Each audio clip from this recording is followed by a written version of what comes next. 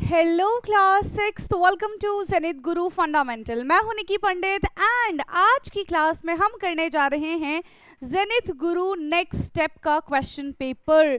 सबसे पहले मैं आपको ये बता देती हूँ कि ज़ेनिथ गुरु नेक्स्ट स्टेप है क्या। बेसिकली ज़ेनिथ गुरु का एक टेस्ट सीरीज है जिसमें हम पूरे ईयर में 12 टेस्ट पेपर कराते हैं साइंस एंड मैथ्स का, और ये बेसिकली हमारा ऑफलाइन मोड पे चलता है। ठीक है, 2024-25 में भी हमने ये टेस्ट कंडक्ट करवाया था, 2025-26 में भी हमने ये टेस्ट करवाया, बट इस ईयर हम इतना ज़्यादा ऑनलाइन इसको शो नहीं कर पाए एंड हमने सारे के सारे टेस्ट फिलहाल तो इस ईयर का ऑफलाइन ही कराया है। बट स्टिल यहाँ पे हम टोटल 2 पेपर डिस्कस करेंगे ज़ेनिथ गुरु नेक्स्ट स्टेप का।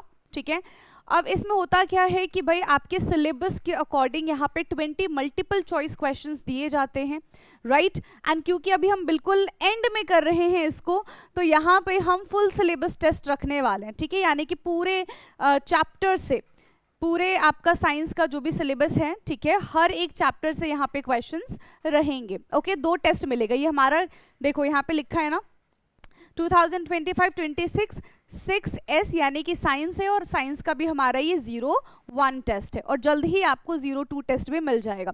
20 मल्टीपल चॉइस क्वेश्चंस है यहाँ पे। एंड अगर आपके 21-20 आते हैं, ठीक है, अगर आपके 21-20 आते हैं तो देखो यहाँ पे क्या लिखा है, आप क्या हो जाओगे, आप हो जीनियस।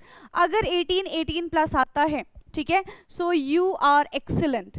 15 और 15 प्लस आता है तो परफेक्ट है, 12 पे एवरेज है, एंड बिलो 12 अगर आता है तो आपको और प्रैक्टिस की जरूरत है, दोबारा से हम आपका नेक्स्ट स्टेप का टेस्ट लेंगे।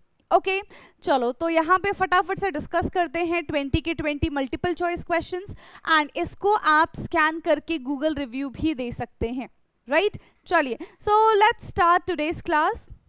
करें शुरुआत फिर? हाँ, चलिए भाई। नेक्स्ट स्टेप 2.0 की करते हैं शुरुआत। एंड पहला क्वेश्चन क्या है बेटा, अगर आपको क्वेश्चन आता है, ठीक है, अगर जो आपको क्वेश्चन आता है तो आप कमेंट करके भी बता सकते हैं मुझे। ठीक है, जैसे आपने वर्कशीट्स में मुझे ढेर सारे कमेंट करके बताए थे, वैसे ही आप यहाँ पे बताएंगे। प्लस अगर कोई भी डाउट होता है इससे रिलेटेड, या फिर ये नेक्स्ट स्टेप्स के बारे में आपको जानना चाहते हो कि टेस्ट कैसे कंडक्ट कराया जाता है, ठीक है, क्योंकि ऑनलाइन ऑफलाइन दोनों के लिए है ना। जब आप वाईटी ग्रुप में जुड़े हैं, व्हाट्सएप के ग्रुप में जुड़े, तो वहां पे भी हम टेस्ट पेपर शेयर करते हैं ताकि आप ये पेपर को अटेम्प्ट कर सको, राइट। तो अगर आपको नेक्स्ट स्टेप के बारे में कोई भी जानकारी चाहिए होगी तो आप कॉमेंट करके पूछ सकते हैं। चलिए, तो फटाफट से पहले क्वेश्चन का आंसर बता दीजिए। Which organisms reproduce asexually? कौन सा यहाँ पे ऑर्गेनिज्म asexually रिप्रोड्यूस करता है? asexually का मतलब होता है जहां पे सिर्फ और सिर्फ एक ही पेरेंट्स का इन्वॉल्वमेंट होता है, right. Human, hydra, frog and dog. Human, hydra, frog and dog. कौन सा यहाँ पे एसेक्सुअल रिप्रोडक्शन का एग्जाम्पल हो जाएगा? That is hydra. Hydra reproduce by budding. कैसे रिप्रोड्यूस करता है हाइड्रा? बडिंग से रिप्रोड्यूस करता है, and this is a asexual reproduction. ठीक है, बाकी सारे के सारे यहाँ पे सेक्सुअल रिप्रोडक्शन के एग्जाम्पल हैं। ओके, नाउ नेक्स्ट क्वेश्चन है क्वेश्चन नंबर 2। क्वेश्चन 2 है बेटा यहाँ पे, the fibres use to make silk fabric are obtain.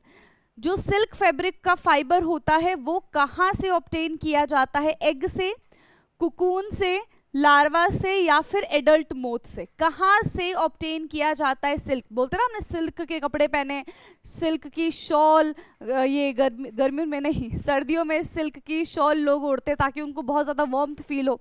ठीक है, तो वो जो सिल्क है वो कहाँ से ऑब्टेन करते हैं? फटाफट से बताएंगे। यस, तो वो जो सिल्क है बेटा वो ऑब्टेन करते हैं कुकून से। कहाँ से ऑब्टेन करते हैं सिल्क? कुकून से ऑब्टेन करते हैं सिल्क। ठीक है, कुकून से क्या करते हैं? ऑब्टेन करते हैं by the larva of the silk worm. Okay, silk worm का लार्वा होता है। नेक्स्ट अगर हम बात करें क्वेश्चन नंबर 3 के बारे में, क्वेश्चन नंबर 3 है हमारा। देखो, अगर आपने पहले भी वर्कशीट में पार्टिसिपेट किया होगा, ठीक है, यानी कि वर्कशीट देखी होगी मेरी, तो काफी सारे क्वेश्चंस का आप आंसर कर पाएंगे, right. Next, in which state of India is common salt water lake located, ठीक है, इंडिया के कौन से स्टेट में कॉमन सॉल्ट वाटर लेक है? महाराष्ट्र, गुजरात, राजस्थान एंड उड़ीसा। कहाँ पे प्रेजेंट है ये salt water lake? Yes, salt water lake कहाँ पे लोकेटेड है ये आपको बताना है, ठीक है। और साथ ही साथ आप मुझे लेक का नाम भी बताएंगे, क्योंकि ऑलरेडी मैं आपको लेक का नाम बता चुकी हूँ, ठीक है। सो that is located in Rajasthan. कहाँ पे लोकेटेड है बेटा? राजस्थान में लोकेटेड है। That lake is called sambar lake, ठीक है, इडली सांभर वाला नहीं, ठीक है। That is called sambar lake, याद रखना। राजस्थान में सांभर लेक है, उसको क्या कहते हैं हम? सॉल्ट वाटर लेक कहते हैं। ओके, नाउ नेक्स्ट क्वेश्चन है क्वेश्चन नंबर 4। सो क्वेश्चन 4 है यहां पे हमारा, a method of separating heavier and the lighter component by a mixture, component of a mixture by, ठीक है, heavier particle and lighter particle को हमें यहाँ पे separate करना है। So how we can separate heavier particle and the lighter particle? कैसे separate करेंगे बेटा? Yes, कैसे separate करेंगे? hand picking है, winnowing है, threshing है, या फिर all of these है? हेवियर और लाइटर पार्टिकल को हमें यहाँ पे सेपरेट करना है। So how we can separate heavier and lighter particle? कौन सा मेथड होगा? यस, कौन सा मेथड आ रहा है? हाइट पे चले जाओ और फिर ऐसे ऐसे करो तो हेवियर पार्टिकल्स नीचे गिरना शुरू हो जाएंगे, और जितने भी लाइटर पार्टिकल्स होंगे वो एयर की डायरेक्शन में मूव करने लग जाएंगे, है ना। जितने भी लाइटर पार्टिकल्स होंगे वो क्या करेंगे? एयर की डायरेक्शन में मूव करने लग जाएंगे। And that is one and only winnowing process. कौन सा प्रोसेस होता है बेटा? That is one and only winnowing process होता है। क्वेश्चन नंबर 4 का ऑप्शन बी यहां पे हमारा करेक्ट हो जाएगा। नेक्स्ट क्वेश्चन है क्वेश्चन नंबर 5। ओके, सो इसके तो देखो ये क्या हो गया है, कोई बात नहीं, I will explain, don't worry. So question number 5 यहाँ पे क्या है बेटा? In early winter morning we can see drop of water on the grass. Yes, जब आप ठंड के टाइम पे, है ना, उठते हो कि नहीं उठते हो जल्दी बताओ, या फिर वही 8 बजे उठने वाले बच्चे हो? तो देखो स्कूल तो जाना होगा, है ना, ठीक है, चलो मैं मान लेती हूँ कि तुम सुबह उठते होगे एंड तुम वॉक पे भी जाते होगे, मैं इतना भी मान लेती हूँ, ठीक है। तो जब तुम वॉक पे जाते हो तो ग्रास पे जब चलते होगे, है ना, तो बहुत गीला गीला सा ग्रास लगता होगा, ऐसा लगता होगा अभी किसी ने पानी फेंक दिया है, फिर अभी बारिश हुई होगी। तो ऐसा क्यों लगता है? Yes, because of photosynthesis. Second option है, इसको बी ही ऑप्शन बना लो इधर ही। सेकेंड है यहाँ पे ट्रांसपीरेशन, थर्ड है condensation and fourth one is water cycle.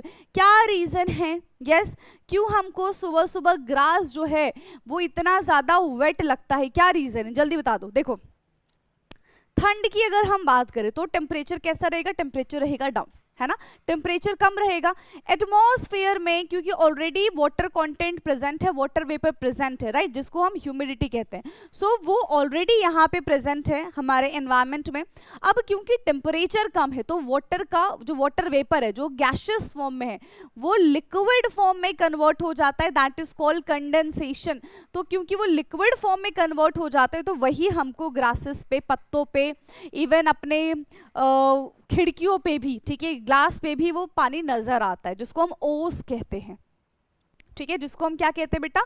जिसको हम ओस कहते हैं। आया समझ में? So that is due to condensation. किसकी वजह से ऐसा हो रहा है? सो कंडेंसेशन की वजह से ऐसा हो रहा है, ठीक। नाउ नेक्स्ट क्वेश्चन है क्वेश्चन नंबर 6। सो क्वेश्चन 6 है, which among the following conditions make water evaporate more slowly. ठीक है, किसकी वजह से वाटर जो है वो स्लोली इवापोरेट होगा? Windy weather, high temperature, high humidity and low humidity.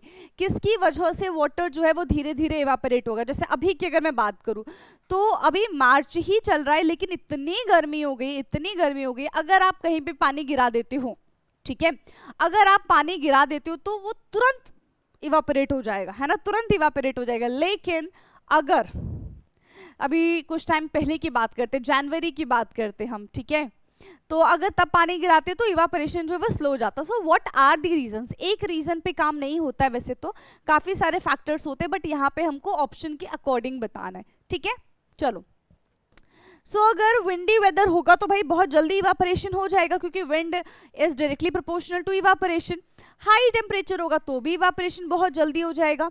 अगर हाई ह्यूमिडिटी है, ठीक है, हाई ह्यूमिडिटी है, हाई ह्यूमिडिटी का मतलब समझो पहले। सो हाई ह्यूमिडिटी का मतलब होता है बेटा मोर वाटर वेपर इन एटमॉस्फेयर, ठीक है। मोर वाटर वेपर इन एटमॉस्फेयर, हमारे एटमॉस्फेयर में बहुत सारा क्या प्रेजेंट है? यस, हमारे एटमॉस्फेयर में बहुत सारा क्या प्रेजेंट है बेटा? वाटर वेपर प्रेजेंट है, ठीक है। तो अगर ऑलरेडी हमारे एनवायरमेंट में वाटर वेपर प्रेजेंट है तो वो और वाटर को क्यों इवापोरेट करेगा? नहीं करेगा। So in that case evaporation will slow down, ठीक है। इस केस में इवापोरेशन जो है वो स्लो डाउन हो जाता है, ठीक। Now next question is question number 7th। So question 7th है the metal liquid at room temperature is, the metal liquid at room temperature, ऐसा कौन सा मेटल है जो रूम टेम्परेचर पे लिक्विड फॉर्म में होता है? यस, ऐसा कौन सा मेटल है जो रूम टेम्परेचर पे लिक्विड फॉर्म में होता है? एल्यूमिनियम, कॉपर, मर्क्यूरी एंड निकल, जल्दी बता दो। ऐसा कौन सा मेटल है जो रूम टेम्परेचर पे कौन से फॉर्म में हो जाएगा? लिक्विड फॉर्म में हो जाएगा। That is one and only mercury. और इसी के साथ में एक और आपको क्वेश्चन बताना चाहूंगी। अगर आपसे क्वेश्चन पूछते हैं कि नॉन मेटल, अभी तो मेटल का आपसे क्वेश्चन पूछ लिया है ना, non metal liquid at room temperature, ऐसा कौन सा नॉन मेटल है जो लिक्विड होगा रूम टेम्परेचर पे? तब आप क्या बताएंगे? जल्दी बता दो, तब आप क्या बताओगे? तब आप बताओगे क्या हो जाएगा? ब्रोमीन, ठीक है, तब आप बताएंगे ब्रोमीन। नाउ नेक्स्ट क्वेश्चन है 8th क्वेश्चन। चलिए, सो 8th क्वेश्चन इज, ये हमारा क्वेश्चन हो गया and these are the options. चलो भाई, सो क्वेश्चन है which option is most commonly used for making safety pin. अगर हमको सेफ्टी पिन बनाना है, यू नो ना कि what is safety pin? Yes, अगर हमको सेफ्टी पिन बनाना है तो क्या करना पड़ेगा? जल्दी बताओ, कौन सा मटेरियल हम यहाँ पे यूज करेंगे to make the safety pin? Glass and wood, glass नहीं, glass and wood, plastic and glass, steel and plastic, leather and wood. बताओ किससे हम सेफ्टी पिन बना पाएंगे? स्टील एंड प्लास्टिक से हम सेफ्टी पिन बनाते हैं, राइट? स्टील एंड प्लास्टिक से हम सेफ्टी पिन बनाते हैं। सो क्वेश्चन नंबर 8 का ऑप्शन सी हमारा करेक्ट हो जाएगा, ठीक है। Now question number 9th is, so question 9th है हमारा, what is the boiling point of water in Kelvin scale? yes, boiling point of water in Kelvin scale, boiling point कितना होता है बेटा water का? जल्दी बताओ। so water boils at 100 degree centigrade. Water कितने पे बॉईल हो रहा है बेटा?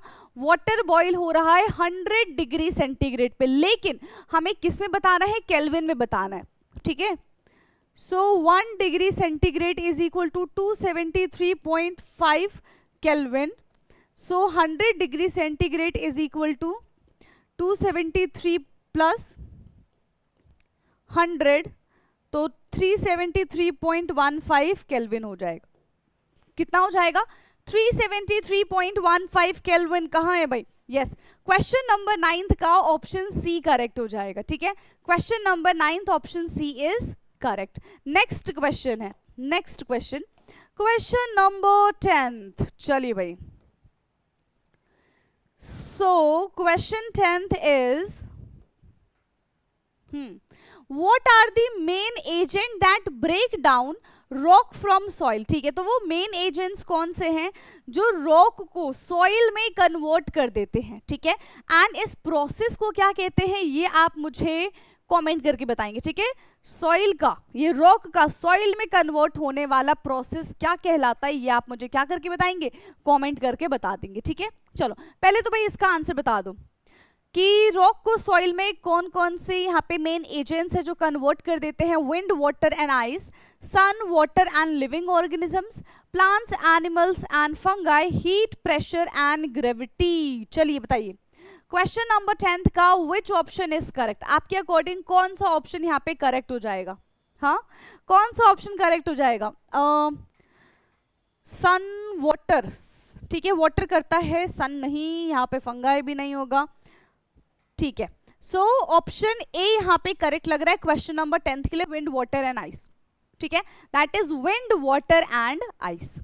ओके, नेक्स्ट क्वेश्चन है। अच्छा, इस प्रोसेस को मैं बता देती हूँ, वैसे तो मैंने आपसे उम्मीद की थी कि आप मुझे बताओगे, बट स्टिल जब मैंने क्वेश्चन आपसे पूछा था तो तब आप वीडियो को पॉज करके आप मुझे आंसर बता देना, ठीक है, देख के मत बताना जब मैं बता रही हूँ। So this process is called weathering. क्या बोलते हैं इस प्रोसेस को बेटा, हम वेदरिंग बोलते हैं, ठीक है। चलिए आ जाओ भाई, आ जाओ, नेक्स्ट क्वेश्चन पे आ जाओ, क्वेश्चन नंबर 11th। सो क्वेश्चन नंबर 11th और द इंपॉर्टेंट रॉक्स आर, चलो भाई इंपॉर्टेंट रॉक यहाँ पे कौन कौन सा है, granite, sandstone, marble, all of these important rocks are, जल्दी बता दो। तो ग्रेनाइट भी इंपॉर्टेंट है, सैंडस्टोन भी इंपॉर्टेंट है, मार्बल भी इंपॉर्टेंट है, क्या सारे के सारे इंपॉर्टेंट है, यस, यहाँ पे सारे के सारे ही इंपॉर्टेंट हो जाएंगे। क्वेश्चन नंबर 11th का डी ऑप्शन हमारा करेक्ट है, ठीक है। Now question number 12th is, so यहां पे क्वेश्चन नंबर 12 देख के बताओ क्या हो जाएगा, जल्दी जल्दी जल्दी। अच्छा, इसको थोड़ा सा छोटा कर देते हैं ना। चलो, काफी बार हम क्लास में इसको डिस्कस कर चुके हैं, चैप्टर के टाइम पे भी हमने इस क्वेश्चन को पढ़ा था। जल्दी बताओ, चलो क्या हो जाएगा। Approximately how long does it take the moon to revolve around the earth, moon को कितना समय लगता है अर्थ के इर्द गिर्द घूमने में। यस, मून को कितना समय लगता है अर्थ के इर्द गिर्द घूमने में, 7 दिन यानी कि 7 डेज, 14 डेज, 21 डेज या फिर 27 डेज। कितने डेज लगते हैं भाई, हाँ कितने डेज लगते हैं, जल्दी बता दो कितने डेज लगेंगे। That is about, it is about 27 days to complete 1 round of the earth, ठीक है, 27 डेज, ठीक। नेक्स्ट क्वेश्चन है question number 13th। So question 13th is, Which celestial body is about 100 times bigger than Earth? Yes, कौन सा celestial body यहाँ पे अर्थ से 100 times बड़ा है in a diameter, but appear small due to its vast distance। लेकिन फिर भी वो हमको कैसा दिखता है, छोटा दिखता है। छोटा क्यों दिखता है, क्योंकि वो हमसे बहुत दूर है। यस, कौन सा हो सकता है, अर्थ से, अर्थ के डायमीटर से 100 गुना ज्यादा। कौन सा यहाँ पे सेलेस्टिशियल बॉडी हो जाएगा, मून है, ठीक है, मार्स है, सन है, जुपिटर है, कौन सा हो जाएगा। That is 100 times bigger than earth is one and only son, ठीक है। और ये हमको छोटा क्यों दिखता है, वैसे तो छोटा नहीं दिखता है ना, बाकी स्टार्स के मुकाबले तो ये हमको बहुत बड़ा दिखता है, ठीक है, बट फिर भी जब ये 100 गुना 100 टाइम्स बिगर है तो भी हमको छोटा दिखता है, बिकॉज ये हमसे बहुत बहुत बहुत दूर है, ठीक है, अर्थ से इसकी डिस्टेंस बहुत ज्यादा है। क्लियर। नाउ नेक्स्ट क्वेश्चन है question number 14th। So Question 14th is, which of the following is a macronutrients?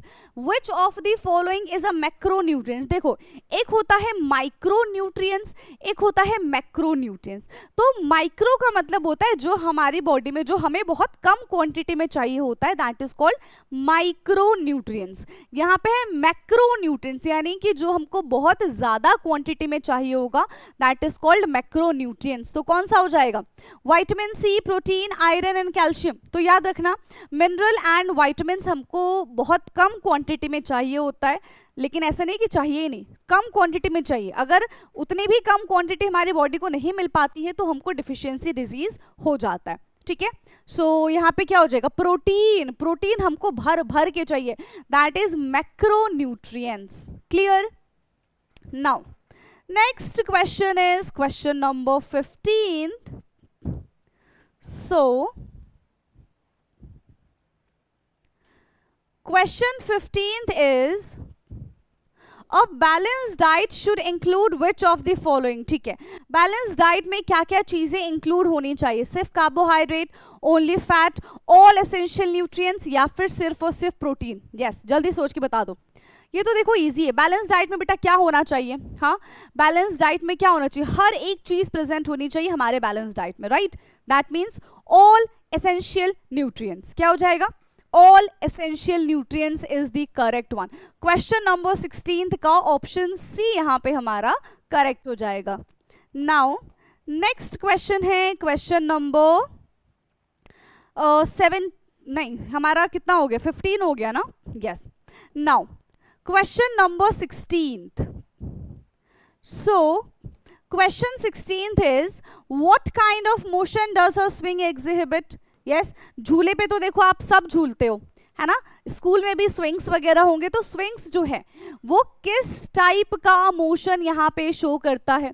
पहले देखो झूले में बैठे, आगे जाएंगे, फिर पीछे आएंगे, फिर आगे जाएंगे, फिर पीछे आएंगे, तो ये किस टाइप का मोशन शो कर रहा है? Oscillatory, linear, circular and random. तो देखो सर्कुलर तो नहीं कर रहा क्योंकि पूरा पूरा नहीं घूम रहे हो, लीनियर नहीं कर रहा क्योंकि सिर्फ सीधा सीधा थोड़ी जा रहे हो, ऐसे जा रहे हो, फिर वापस आ रहे हो, फिर वापस जा रहे हो, रैंडम भी नहीं है। So this is called oscillatory motion. कौन सा मोशन है बेटा? This is called oscillatory motion. Clear है? ठीक है, जो एक पाथ को बार बार रिपीट कर रही है after certain period of time, that's why it is called oscillatory motion. ठीक, नाउ नेक्स्ट क्वेश्चन है क्वेश्चन नंबर 17th. सो क्या है question 17? How many division in 1 metre typically divided into a metre scale? ठीक है भाई, हमारे पास एक metre scale है, ठीक है, क्या है हमारे पास? 1 मीटर स्केल है, तो ये 0 है और ये 1 है। तो 1 मीटर स्केल में कितने डिवीजन होंगे सेंटीमीटर के, हमको पूछा जा रहा है ना। How many division in 1 metre typically divided into a metre scale? ठीक है, तो कितने डिवीजन होते हैं बेटा? इसके पास 100 डिवीजन होते हैं इस तरीके से, ठीक है, तब जाके क्या बनता है? ये 1 मीटर बनता है। सेंटीमीटर में कितने डिवीजन हो जाते हैं? यहाँ पे 100 डिवीजन होंगे।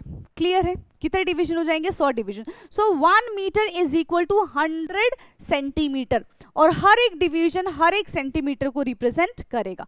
ठीक है, हर एक डिवीजन हर एक सेंटीमीटर को क्या करेगा बेटा? रिप्रेजेंट करेगा, राइट? सो क्वेश्चन नंबर 17 का ऑप्शन सी हमारा यहाँ पे करेक्ट होगा, राइट? चलिए नेक्स्ट क्वेश्चन है question number 18th. So question 18th is magnets have a shape. ठीक है, तो भाई मैग्नेट का कौन सा शेप होता है? Cylindrical, ball ended, horse shoe, या फिर ऑल ऑफ दिस? यस, किस टाइप के, कितने शेप्स के आपने मैग्नेट देखे हैं आप मुझे कमेंट करके बता देंगे। ठीक है, कितने टाइप के मैग्नेट देखे होंगे? सिलेंड्रिकल भी देखा होगा, मैंने तो देखा, बॉल एंडेड भी देखा होगा, हॉर्स शू भी देखा होगा। ठीक है, तो ये सारे टाइप के मैग्नेट्स यहाँ पे प्रेजेंट होते हैं, और भी मैग्नेट होते हैं जो कि यहाँ पे मेंशन नहीं किया गया है, right? So for question number 18 भाई हमारे अकॉर्डिंग तो यहाँ पे क्या हो जाएगा? सारे के सारे ही यहाँ पे मैग्नेट्स के शेप्स हैं। ओके, सारे के सारे मैग्नेट के यहाँ पे शेप्स हमको दिख रहे हैं। नाउ 19th क्वेश्चन, चलिए भाई 19th question is what happen when like pole of two magnet? What happen when like pole of two magnet are brought close together?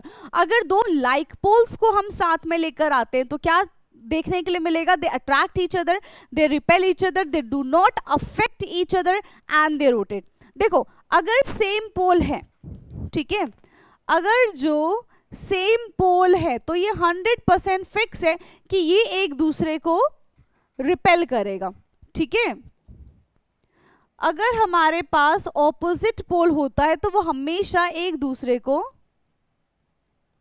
Attract करता है, ठीक है। ऑपोजिट पोल होगा तो वो हमेशा एक दूसरे को क्या करेगा बेटा, अट्रैक्ट करेगा। अब इन्होंने पहले ही बोल दिया कि लाइक पोल है, लाइक पोल का मतलब सेम पोल है ऑफ कोर्स। सो क्या हो जाएगा, दे रिपेल ईच अदर, वो एक दूसरे को रिपेल करेंगे। क्वेश्चन नंबर 19 का ऑप्शन बी यहां पे हमारा करेक्ट है। Now the last question of this next step. So question 20th is what kind of magnets were used by sailor in the olden days, ठीक है। तो पहले के टाइम पे जो सेलर्स होते थे वो किस टाइप के मैग्नेट का इस्तेमाल करते थे, तो आर्टिफिशियल मैग्नेट, लोडस्टोन्स, इलेक्ट्रोमैग्नेट या फिर टेम्पररी मैग्नेट। यस, ये भी हमने किया हुआ है, जल्दी बता दो किस टाइप के मैग्नेट्स का इस्तेमाल किया करते थे पहले के टाइम पे। सो दे वर यूज नेचुरल मैग्नेट, है ना। किसका इस्तेमाल करते थे, नेचुरल मैग्नेट का इस्तेमाल करते थे, दैट इज लोडस्टोन, ठीक है, that is lodestone. Question number 20 option B is correct. And इसी के साथ सारे के सारे नेक्स्ट स्टेप के क्वेश्चंस हम कर चुके हैं कंप्लीट, राइट। यहां पे हमने सारे के सारे नेक्स्ट स्टेप के क्वेश्चंस कंप्लीट कर लिए हैं। अब आप मुझे कमेंट करके बताएंगे कि आउट ऑफ, ठीक है, आउट ऑफ 20 आपके कितने मार्क्स आ रहे हैं, आउट ऑफ 20 आपके इसमें कितने मार्क्स आ रहे हैं विद योर नेम, ठीक है। और अगर आप चाहते हो कि मैं आपके मार्क्स भी रिवील करूं तो आप कमेंट में लिख देना, ठीक है, फिर आपके मार्क्स भी रिवील किए जाएंगे। आपके लिए एक अलग से शॉर्ट्स बनाया जाएगा जिसमें आपके नाम के साथ आपके मार्क्स रिवील किए जाएंगे कि भाई आपके नेक्स्ट स्टेप में इतने मार्क्स आ रहे हैं। एंड बिल्कुल मेहनत करके इसको करना, चीटिंग कहीं से करना नहीं है, ठीक है। ओके, सो अब हम मिलेंगे अपने नेक्स्ट स्टेप के टेस्ट में। तब तक के लिए इसको फटाफट से क्वेश्चन सारे के सारे सॉल्व कर लो, ठीक है, एंड कमेंट करके बता दो, फिर मिलते हैं हम। Okay, so thank you so much, have a nice day, bye bye.